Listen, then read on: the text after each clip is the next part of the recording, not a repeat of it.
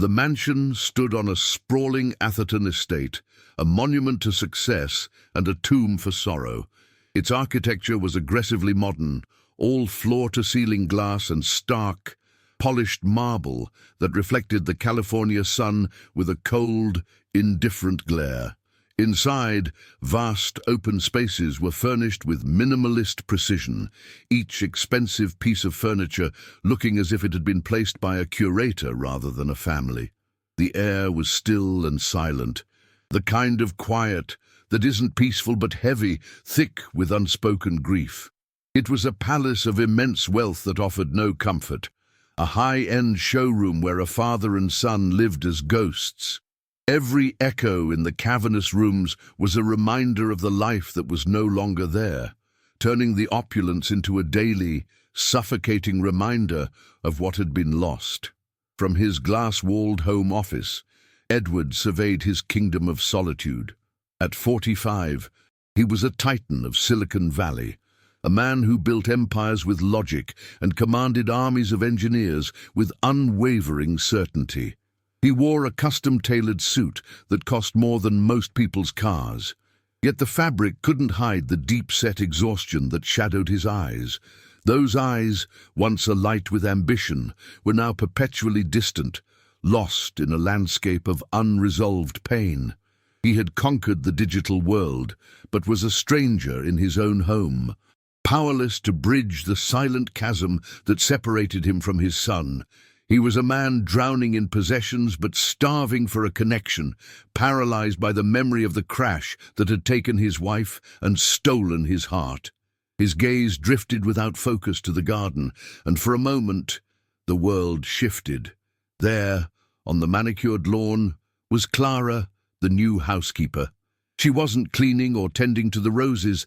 She was swaying gently, a soft, wordless melody humming from her lips, and in her arms was Gabriel, his 7-year-old son, a boy encased in trauma since the accident, was nestled against her. And then Edward saw it, a sight he thought had been lost to him forever, a smile. It wasn't a flicker or a ghost of an expression, but a genuine, radiant smile that lit up his son's face. It was the first true smile in over a year. The image shattered the icy armor around Edward's heart, a single, brilliant crack that let in a sliver of impossible hope. That fragile hope lasted only a few days. The peace was broken by the sound of the doorbell, a chime that echoed through the silent house like an alarm. When Edward opened the door, his breath caught in his throat. It was Vanessa, his late wife's identical twin sister. Seeing her was like being confronted by a ghost, every feature a perfect, painful replica of the woman he had lost. The shock was immediate and visceral, reopening a wound he thought had begun to scar over. But his own turmoil was eclipsed by his son's reaction. Gabriel, who had been standing near the staircase, let out a small, choked gasp and scrambled to hide behind Clara, his small hands clutching her legs in sheer terror. Vanessa's arrival was not a comfort, it was an invasion, and her venomous, sweet smile promised to poison the very air they breathed. Vanessa moved through the mansion not like a guest, but like a successor. She wore her late sister's favorite perfume, a gardenia scent that now felt invasive, a ghostly fingerprint on the air. With a smile that never quite reached her eyes, she would rearrange photo frames, placing pictures of herself and her sister prominently, a subtle act of erasure and replacement. She spoke of the past constantly, weaving a narrative where she was the keeper of memories, the only one who truly understood the family's loss. To the outside world, she was the grieving aunt, stepping in to help, a pillar of support. But to Gabriel, she was a shadow that grew longer and darker with each passing day. And his silence in her presence became heavier, more absolute, a suffocating blanket of fear he pulled tightly around himself. While Vanessa played the part of the grieving matriarch, Clara was a quiet force of healing. She understood that Gabriel's world had shrunk to the size of his trauma, so she met him there, in that small, silent space. She never pushed him to speak. instead creating a language of their own. It was a language of shared glances, of small, hand-drawn pictures left on his pillow, of a game they played with his favorite blue blanket where they would build forts that could withstand any monster. She would hum the same soft, wordless tune she had in the garden, a melody that became his anchor in the swirling sea of his anxiety. In Clara's presence, Gabriel's shoulders would relax, his small hands would unclench, and the terror in his eyes would recede, replaced by a flicker of the curious, gentle boy he was meant to be. Edward began to notice the subtle shift in the mansion's atmosphere. The oppressive silence that had defined his home for a year was now punctuated by the sound of Gabriel's quiet, breathy giggles drifting from the playroom, a sound he had thought was lost forever. He started leaving his office an hour earlier each day, not admitting to himself why, only knowing he was drawn to the quiet spectacle of Clara and his son. He would stand in the hallway, unseen, and watch as she taught Gabriel how to fold paper into the shape of a bird, her hands moving with a gentle patience that felt like a prayer. He saw his son, who flinched at almost any touch, willingly place his small hand in hers. It was in these stolen moments that Edward realized Clara wasn't just a housekeeper. She was an architect of peace, rebuilding his son's shattered world one silent, gentle gesture at a time. The realization spurred him to do something he hadn't done in over a year. He broke his routine. One evening, as Clara was preparing to leave, he found himself standing in the kitchen doorway, his heart thumping with an unfamiliar mix of gratitude and nervousness. He cleared his throat, the sound unnaturally loud in the quiet space. He asked her to stay for dinner, not as an employee, but as a guest. The request hung in the air, a fragile bridge across the vast social and emotional chasm that separated them. Clara's surprise was evident in her wide, dark eyes, but she simply nodded, her acceptance as quiet and dignified as everything else about her. For the first time, the grand dining table, a place of lonely, silent meals, held the promise of something more. That first dinner was a study in contrasts.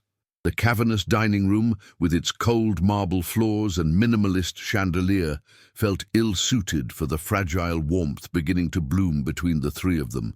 Vanessa, who had insisted on joining them, filled the silence with sharp, polished anecdotes about her sister, each story a subtle reminder of Clara's status as an outsider. She would direct questions to Edward about his work, ignoring Clara completely, then turned to Gabriel with a cloying sweetness that made the boy shrink in his chair.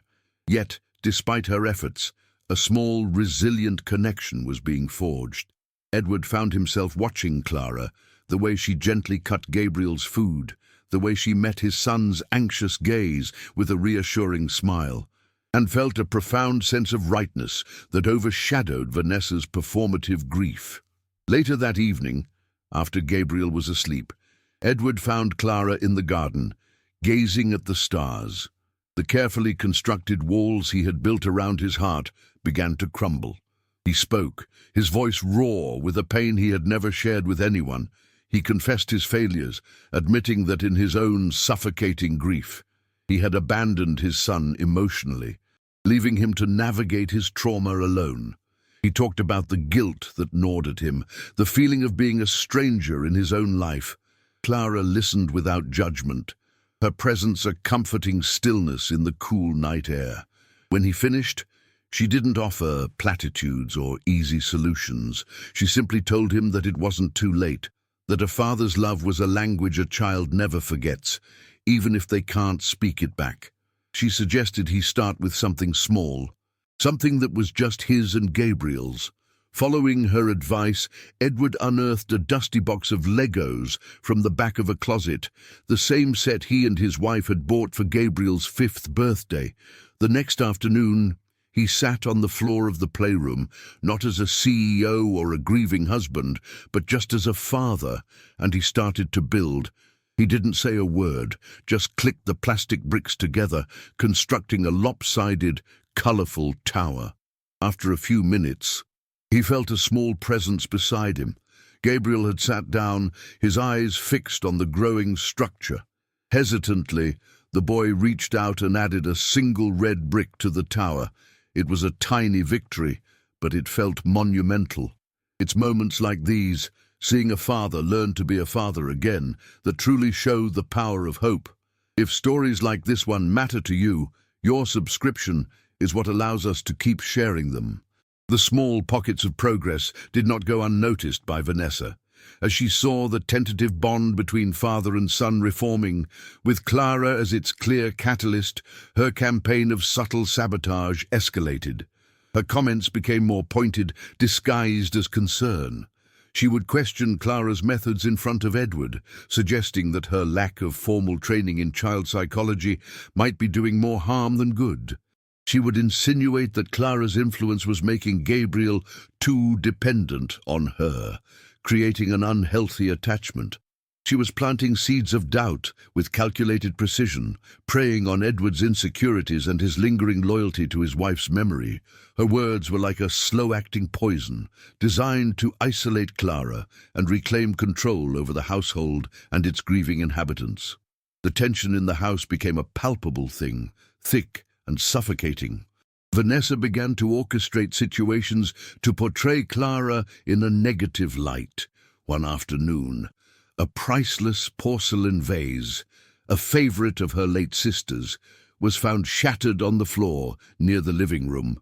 Vanessa immediately rushed to Edward, her voice trembling with feigned distress, implying that Clara had been careless while cleaning, noting how she was always distracted by Gabriel. Clara calmly denied it, but the accusation hung in the air. Gabriel, who had witnessed the event, had retreated into himself so deeply that he was physically trembling, his eyes wide with a terror that seemed disproportionate to a broken vase. He wouldn't look at his aunt, only at Clara, with a desperate, pleading expression that Edward couldn't yet decipher. Edward found himself caught in a silent, emotional war. A part of him, the logical, grieving part, felt a pull of loyalty toward Vanessa. She was his wife's blood, a living link to the woman he had lost, and her concerns, on the surface, sounded reasonable. He was a man who dealt in data and facts, and Clara was, by all accounts, an unknown quantity, a simple housekeeper who had stumbled into the emotional center of his life. But his heart, a part of him he had long ignored, saw the truth in his son's eyes. He saw the genuine peace Gabriel felt with Clara and the stark, abject terror he displayed around Vanessa. He was torn between the ghost of the past and the fragile possibility of a future. This internal conflict began to manifest in his actions. He started questioning Vanessa, not aggressively, but with a new, quiet scrutiny. When she criticized Clara's simple, home-cooked meals for Gabriel, he would gently counter that it was the first time in a year his son was eating properly. When she suggested hiring a team of expensive specialists, he would reply that he was finally seeing progress without them. Each defense of Clara was also a defense of his own burgeoning hope, a hope that felt both exhilarating and treacherous. He was beginning to listen to his instincts over the echoes of his grief, but he was still afraid of what he might discover if he pulled too hard on the thread that held Vanessa's perfect facade together. The breaking point was drawing near, a storm gathering just over the horizon. The mansion, once a tomb of quiet sorrow, was now charged with a different kind of silence, one filled with unspoken accusations and simmering fear.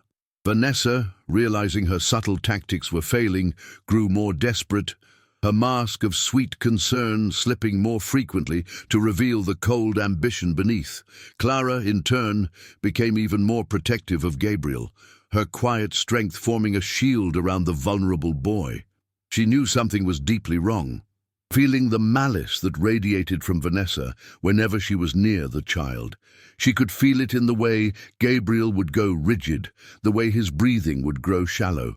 And Edward, caught between them, was finally starting to see that the real danger in his home wasn't the lingering grief, but the living, breathing ghost at his dinner table. Edward walked through the front door into an unnerving quiet, a silence that felt different from the usual grief-soaked stillness. It was brittle, stretched thin, and it snapped with the sudden, sharp sound of shattering porcelain from the living room. The crash was followed by a muffled cry, a sound of pain that he instantly recognized as Clara's. He ran, his heart pounding against his ribs, bursting into the room to a scene of pure venom. Vanessa had Clara pinned against the wall, her fingers digging into Clara's arm like claws. Her face, a perfect replica of his late wife's, was twisted into a mask of raw, ugly hatred he had never seen before. Across the room, Gabriel was a small, crumpled ball of terror in the corner, his entire body shaking uncontrollably. He wasn't just scared, he was witnessing a nightmare he had clearly lived before. "You think you can replace her?" Vanessa hissed, her voice low and dangerous, each word a drop of poison. "You are nothing, a servant who got lucky." She gave Clara's arm a vicious shake, and that single, aggressive movement was the spark that ignited the kindling of Gabriel's trauma. A sound tore from the corner of the room, a sound the mansion hadn't heard in over a year.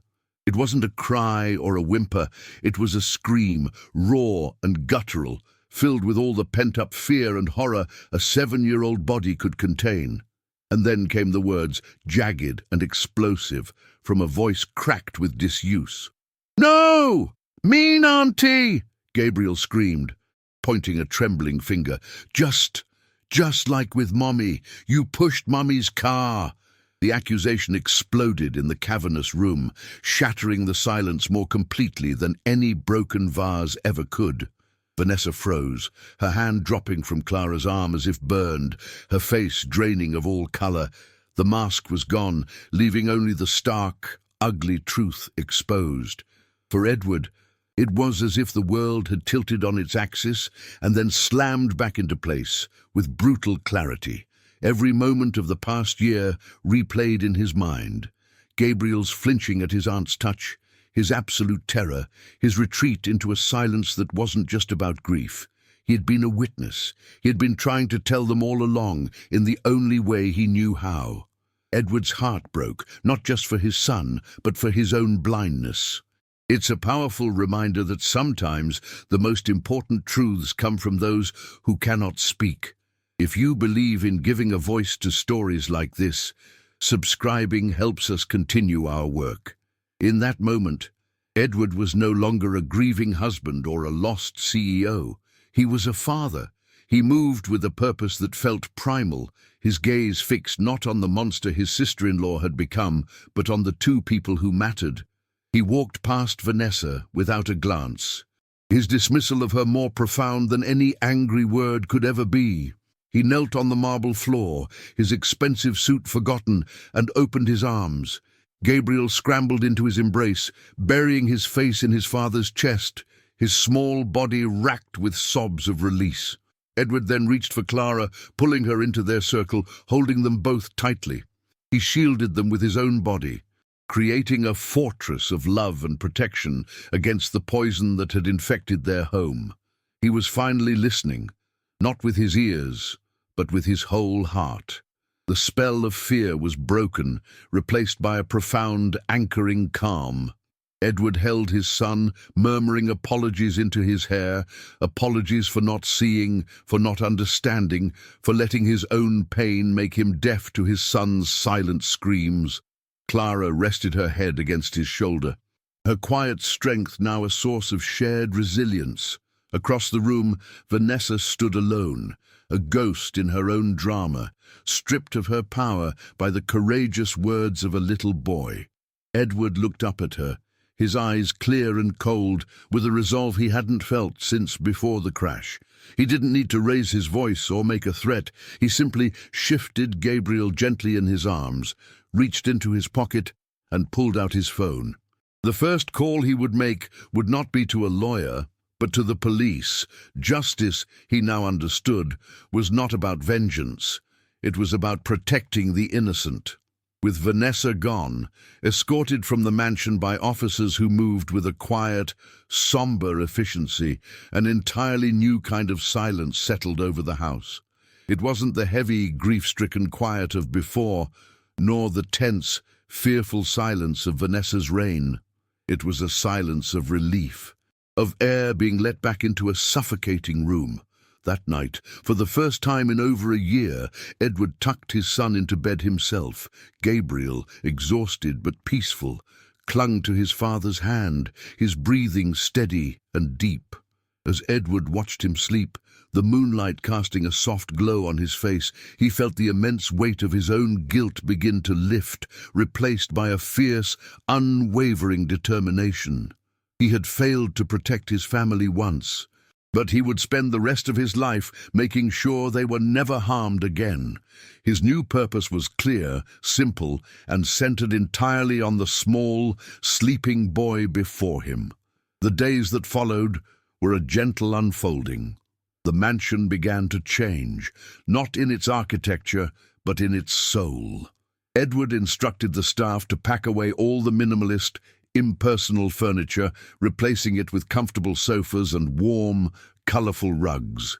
He and Clara, working side by side, turned the sterile living room into a place for play, filling it with Gabriel's toys and books. The sound of music returned to the house, soft melodies that Clara would hum and eventually that Gabriel would begin to hum along with. Edward started working from home permanently, his billion-dollar empire now managed from a small desk in the corner of the playroom. He discovered the simple joy of building Lego towers that reached the ceiling and the profound peace of reading a bedtime story. He was no longer a ghost in his own home. He was becoming its heart. Edward and Clara's bond deepened, growing naturally and quietly in the shared space of healing. Theirs was a love born not of grand romantic gestures, but of mutual respect and shared purpose. It was in the way she would bring him a cup of coffee without him asking, knowing he had been up late with Gabriel. It was in the way he would watch her draw with his son, his expression a mixture of awe and profound gratitude. One evening, as they sat in the garden watching Gabriel chase fireflies, Edward took her hand. He didn't have a speech prepared. He simply told her that she and Gabriel were his home now, and that he couldn't imagine a single day without them in it.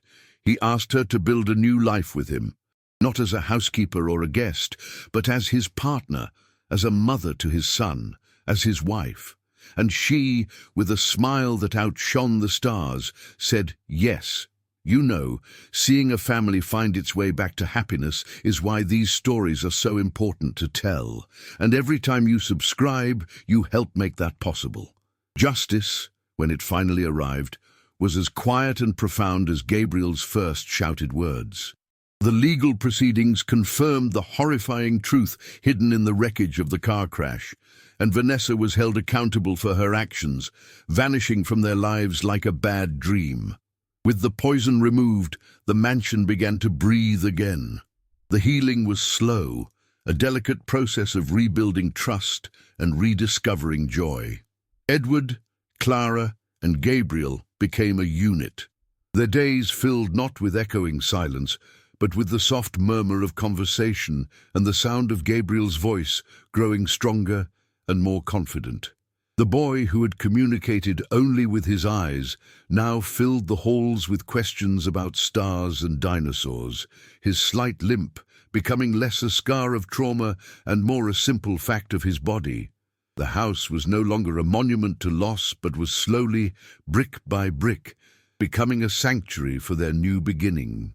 The bond between Edward and Clara solidified, not in a rush of passion, but in the gentle, everyday acts of building a life together. It was in the shared glances over Gabriel's head as he recounted his day at school, in the comfortable silence as they cleaned up the kitchen after dinner, and in the way their hands would naturally find each other while watching a movie on the sofa. One autumn afternoon, as they watched Gabriel fly a kite in the backyard, his laughter carried on the wind, Edward turned to her. He spoke of a future he never thought he would have again, a future filled with warmth and family. He didn't ask her to replace what he had lost, but to build something entirely new with him. He asked her to be his wife and to officially become the mother Gabriel had already chosen in his heart. Her quiet yes was the most beautiful sound he had ever heard. Edward's transformation extended far beyond the walls of his home. The man, who once built empires of code, now dedicated himself to building a legacy of healing. He sold a significant portion of his company and used the immense resources to establish the Gabriel Foundation, a non-profit organization dedicated to providing therapy and safe havens for children silenced by trauma. It became his life's mission, a way to honor the pain his son had endured by ensuring other children would not have to suffer alone. He poured the same focus and determination that had made him a titan of industry into this new venture, creating programs that used art, music, and gentle patience to help young survivors find their voices again. He was no longer just a CEO, he was a father to many, turning his family's darkest chapter into a beacon of hope for countless others. 5 years later, the Atherton mansion was unrecognizable.